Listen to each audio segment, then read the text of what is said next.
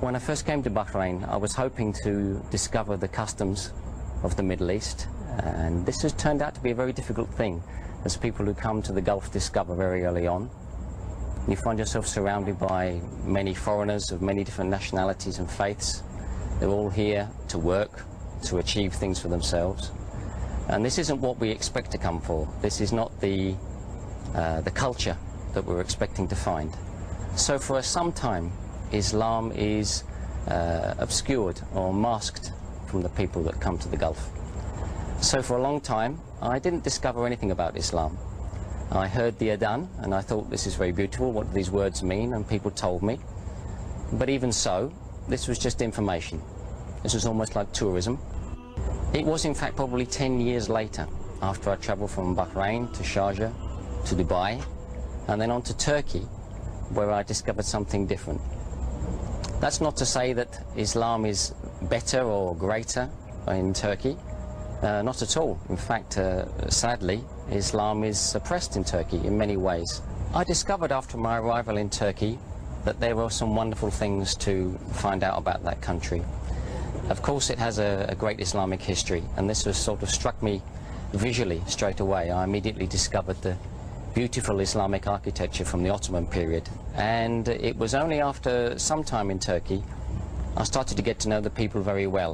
We came to Ramadan, something which I'd witnessed many times before in the Gulf, but something which I just had let it pass me by, as most Westerners do. Just an annoyance, an inability to get a cup of tea during the day. In Turkey I felt something different. I felt some sense of something else. And I soon noticed that the people who were fasting in Ramadan were the people who I'd already decided that I liked.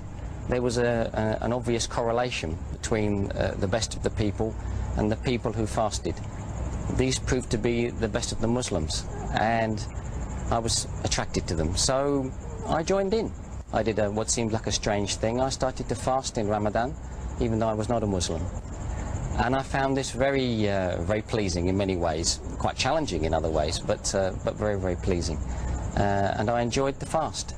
I enjoyed especially the few moments before the adhan of Maghrib, and waiting quietly with the people that have been fasting all day, working right through the day. Because in Turkey there's no allowance made for Ramadan in the work. So people are fasting completely from the beginning of the day until dusk, and they're working all the time. And I did this also. And this is difficult, but alhamdulillah we succeeded. And I was impressed with this, and this gave me a feeling of achievement, and it inspired me to do more studying. And around this time somebody gave me my first Quran, and I was able to read it in the English and to understand something. And I was amazed when I read it that there was nothing strange in this book. I'd expected it to be full of, I don't know, Eastern mysticism, whatever nonsense you like to think that as Westerners we imagine. There was nothing odd in it. In fact, what I discovered was it wasn't like the Bible. I'd never been able to understand the Bible. The Bible seemed to me to be full of contradictions, peculiar stories that didn't seem to add up, and things which didn't seem to convey the message of Christ. The message of Jesus didn't seem to come through in the Bible except in some parts. Later I've studied this more closely and I now understand why, but that's not the subject now. The point was that the Quran made complete sense. So I read it, and this inspired me to read more. I read the biography of the Rasul and the life of Prophet Muhammad Sallallahu Alaihi Wasallam, and this inspired me also. This was also very, very interesting. Clearly this was a great man in history. So this was facts, something that I could relate to as a Westerner, interested in logic. And I followed this. And I continued to follow it, but still nobody was doing any serious dawah to me. Nobody was trying to convince me that I should change my ways in any other way. So I became, if you like, an abstract scholar of Islam. I could have taken a qualification in Islamic studies, but this is of no real value if you don't intend to do something with it. And sadly I didn't. After I returned from Turkey to Dubai, by Allah, I found myself working for some very excellent people, and the person who was my boss became one of my great friends and still is to this day. In the evening after work we would discuss, or maybe we'd go out for some dinner, maybe a little bit during the office also, and he would help me to study the right things and talk to the right people. answer some of my questions as best he could. But still he could see my objections were all to do with logic. All of these questions about custom and practice, all of these things that were born out of my secular upbringing. I'd never really been a Christian, I'd just been some sort of atheist or agnostic. I continued to ask questions, and they were questions he couldn't necessarily answer himself.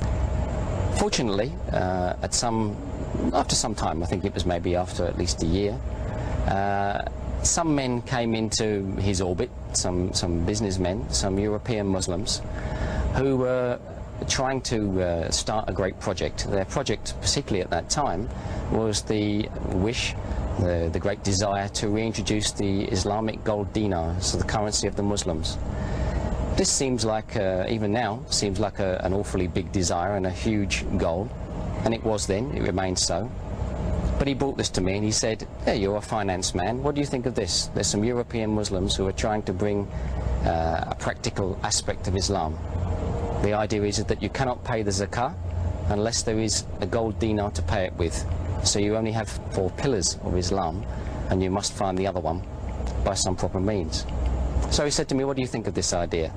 Of course, I'd learned all about Islam, I knew what he meant by these pillars, and I said, "Rubbish, it can't be done.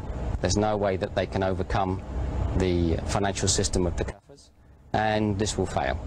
And he said, "Well, why don't you come and tell them this?" Well, I think I was in a bad mood, and I said, "Yes, sure, I'll tell them." And so he took us out, and I met these men. They were Spanish and Germans, spoke English very well, very educated, very wise, great scholars. They'd reverted to Islam 10, 20 more years before, and their knowledge was very great. These men are still doing great dawah all over the world. So we discussed. We went to this restaurant, and we talked and we talked. We started with their dinner, and I asked my questions. And for the first time, I started to get answers that I couldn't challenge. They weren't just answering my questions from a religious point of view, but they were also answering from a point of view of logic and all the scientific sense that I thought I had and I thought I had as my objections, and arguing these points of religion and philosophy. And at 1 o'clock in the morning, and it was a Wednesday night in the middle of the week, they said to me, "So, do you have any more questions?" And I said, "No, I don't. I've run out of questions." So they said, "Now what? You're going to embrace Islam?" What could I say? I could only say yes. So it was. They invited me to come to their house on the following Friday, 2 days later. I came to their house, we prepared, they gave me some last lessons, some last advice, things I needed to know about the salah, about making wudu, ghusl. And we went to the Grand Mosque in Jumeirah, where I said my shahada. And I immediately got 1,000 big brothers all hugging me and delighted. And I'd never seen so many happy faces, never. No birthday party, no Christian gathering, no any other sort of gathering. So many pleased people, and they're all pleased for me. So that's my story.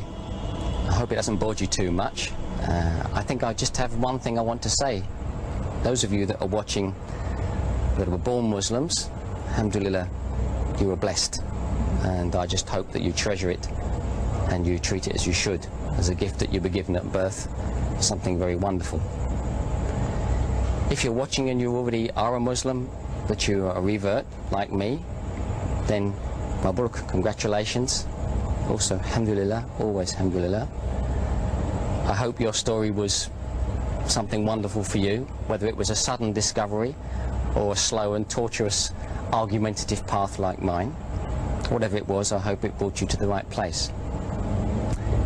If you're not a Muslim, then I have something else to say to you. That is, look at me now, some ugly old man, but I'm very happy. Happier than I've ever been, more satisfied than I've ever been.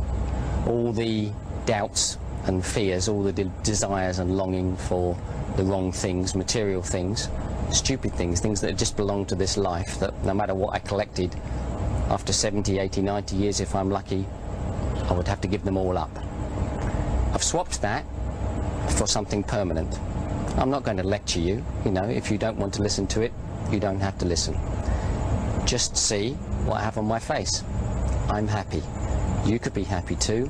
This is something you should consider. I hope you will.